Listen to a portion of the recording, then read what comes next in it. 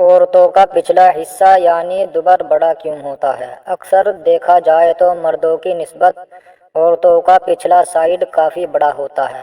اس کی خاص وجہ تو نہیں ہے، لیکن اللہ جل جلالہ نے عورت کو قدرتی طور پر خوبصورت بنایا ہے۔